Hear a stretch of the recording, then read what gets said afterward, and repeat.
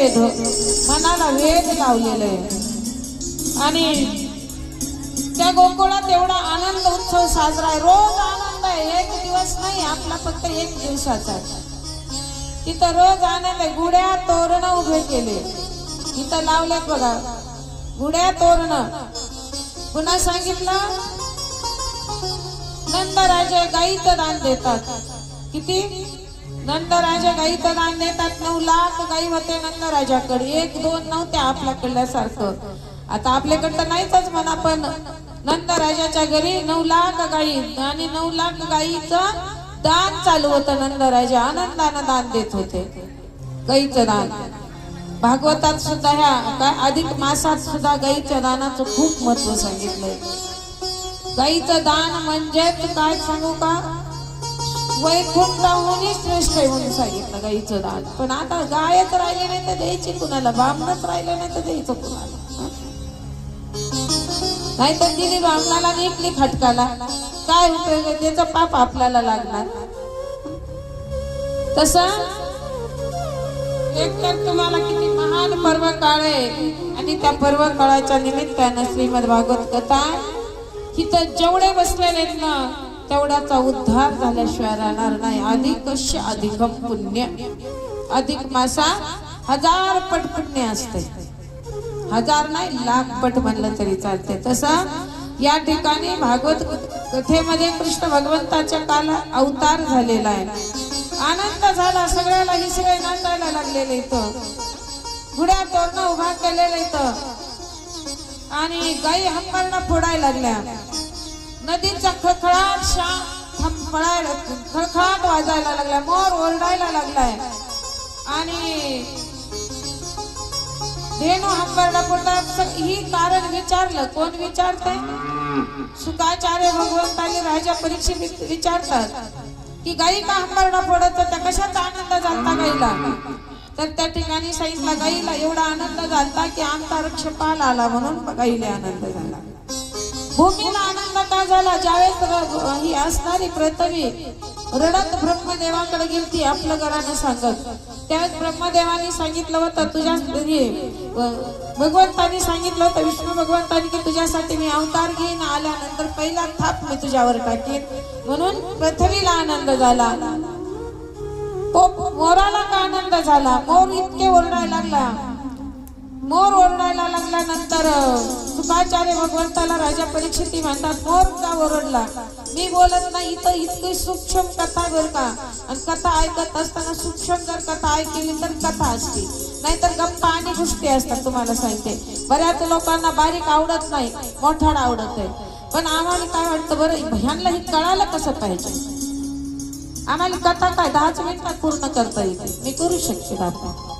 पण नाही, तुम्ही आम्हाला जी बोलवलंय काहीतरी आमच्याकडे आहे म्हणून तुम्ही बोलवलंय आणि आम्ही आमच्या पोटात ठेवायचं, तुम्हाला काहीच द्यायचं नाही, काय उपयोग आहे ते? तसं मोराला का आनंद झाला म्हणून विचारला तर मोराला असा आनंद झाला की आतापर्यंत मला परिधान करणारा, मला जवळ करणारा कोणीच जन्माला आला नव्हता, पण आता माझा भगवंत अवताराला आल्याबरोबर त्याच्या मुकुटावर माझा पीस बसणार आहे म्हणून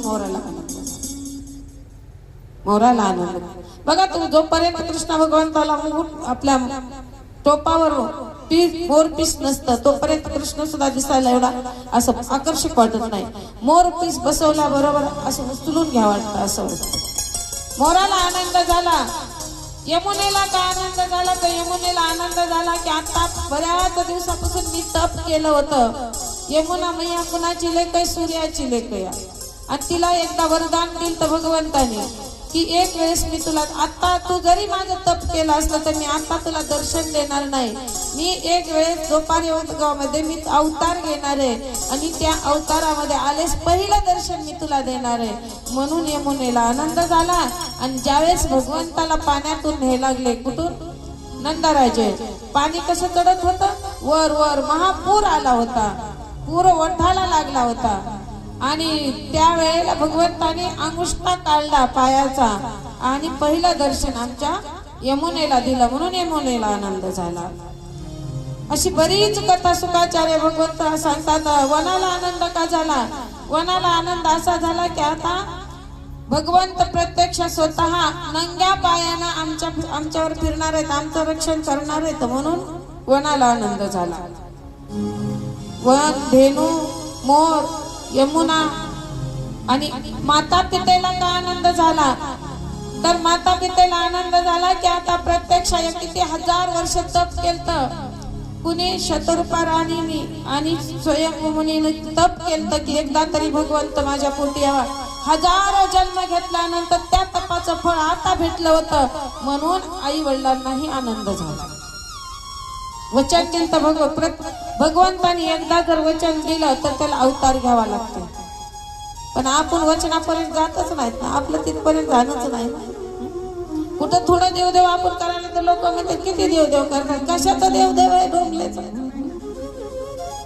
पण थोडं जरी करायला लागलं तरी म्हणतात किती देवदेव करायला जातात, किती देवदेव करायला जातात.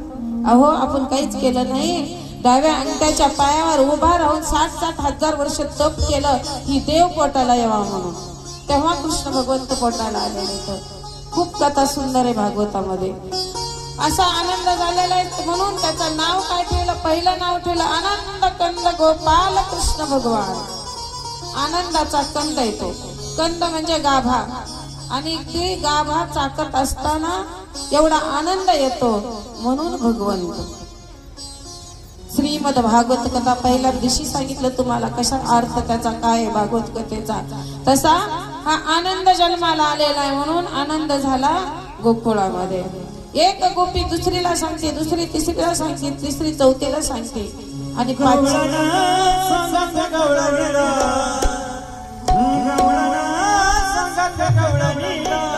पुत्र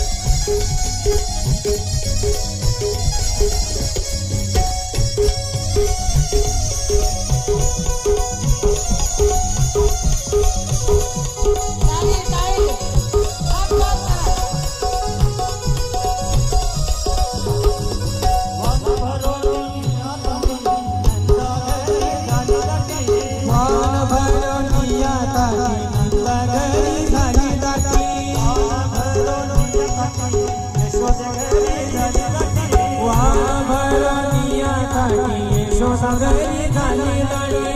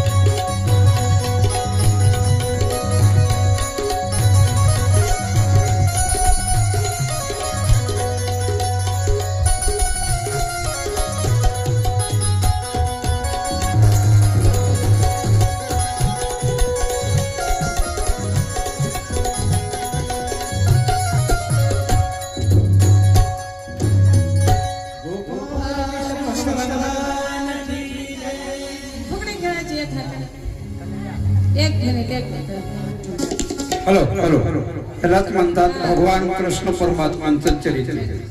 का तर भगवंताची लीला कुणाला कळत नाही. भगवान कृष्ण परमात्म्यानं यशोदेला त्या ठिकाणी व्यक्त करायला लावलं होतं. पृथ्वी नाचू लागली म्हणून आज आपल्या ह्या ठिकाणी आमच्या ताईच्या भगवान कृष्ण परमात्मा असेल आहे. भगवान कृष्ण परमात्म्यांचं वास्तव्य झालंय म्हणून प्रत्यक्ष ताईने सांगितलं आज गोकुळाचे आनंद आहे तोच आपल्या इथं आनंद निर्माण झाला पाहिजे.